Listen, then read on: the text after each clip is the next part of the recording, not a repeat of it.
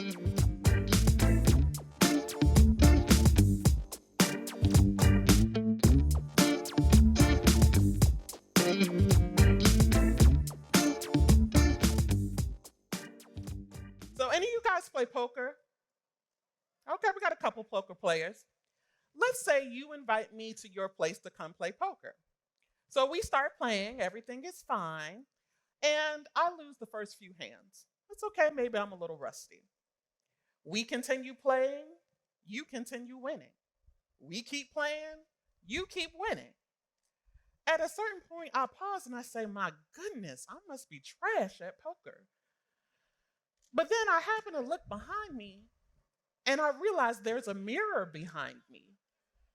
And I say to you, wait a minute. You could see my hands this whole time. You had an unfair advantage. And you say to me, touche, you got me. I tell you what, I'll start playing fairly from now on. Well, there's a couple of problems with that scenario. One, we've been playing for a while now, and you've been kicking my butt. So you have a good portion of my chips. But number two, I don't know that I can trust you because you've already shown me that you're okay with an unfair advantage. Of course you want to play fairly now. Well, when I ask you more about it, you say, hey, listen, I wasn't trying to get an unfair advantage. I didn't put that mirror up there. My great-grandfather put that mirror up there over a century ago. So I'm really not responsible. Okay, but that doesn't change your chip count. And it doesn't change the fact that I can't really trust you. So if we look at this metaphor, this is the same lens that we a lot of times use to look at privilege and racial equity. I'm going to play fair from now on. But what that does is it negates all the history that came before it. A lot of times people start to normalize the privileges that they receive in life and get really upset and kind of hold on with both hands when it comes to taking away some of those privileges or lifting somebody else into a position of privilege. But let's break that down a little bit further. So we all know that life is typically easier when you start off with an abundance of chips. Everything from the trajectory of your children to getting access to more capital, it's all a little bit easier when you already have money. Economist Peter Timmon suggested in his book, The Vanishing Middle Class, that if you are born into poverty, it basically takes about 16 to 20 years of nothing going wrong for you to be able to start to climb out of that poverty. 16 to 20 years. That means no major job disruptions. It means no major illness. It certainly means no unfair incarcerations. And researchers have also established a causal link between poverty and anxiety and depression. So if you're making the argument to me that it really doesn't matter that you have most of my chips, let's just play fair from now on, what you are really doing is trying to hold on to the privilege you've already been given. I know a little bit about this firsthand. When I was in high school, I really, really wanted to go to a great college. I wanted to have my pick of schools. So I worked hard, I got the grades, I joined the clubs, I did my thing, all in hopes of building a resume that would get me to the Ivy League if that's where I wanted to go. And I did get accepted. But baby, when I got that financial aid letter, it was nowhere near what I would need in order to cover my costs. I'm extremely fortunate that Howard University saw something in me and awarded me a full scholarship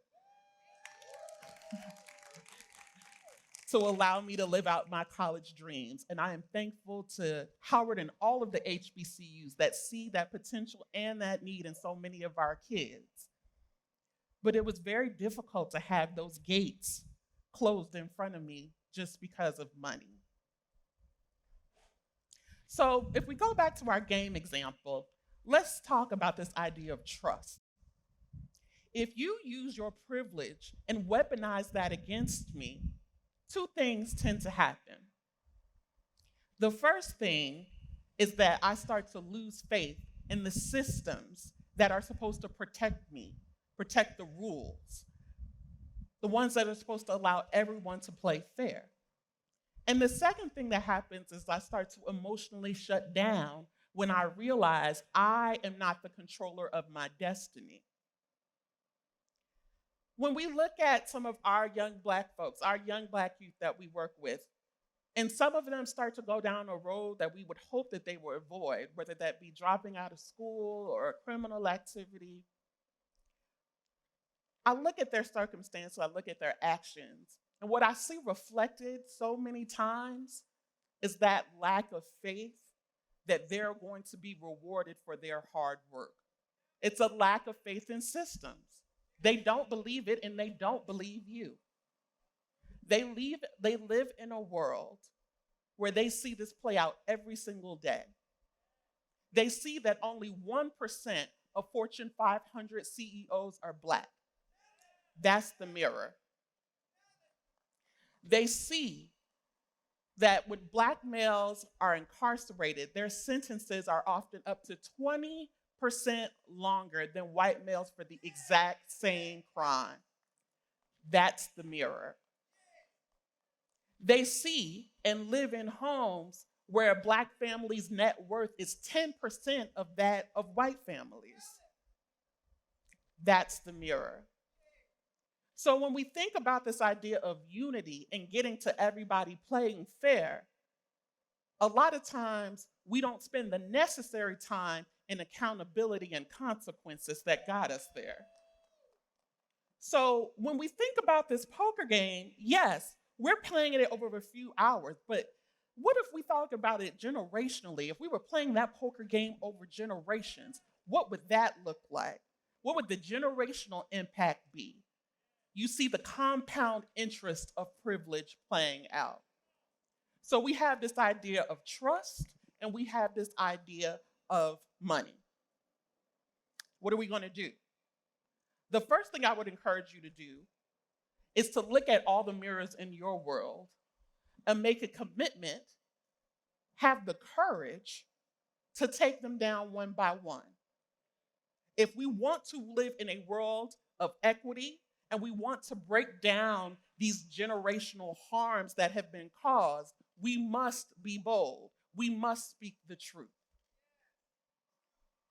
The other thing we have to do is deal with the idea of the money. Consider what reparations would be needed to repair harm for the billions of dollars of unpaid labor and wage theft and wealth theft.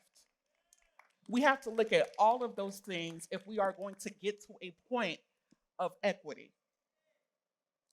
The other thing I would encourage you to do, as Brene Brown puts it, is to listen, not with what you think that person's experience is, but listen to what they tell you their experience is and trust them. So with that, it is now up to you. What are you going to do to make this game fair now?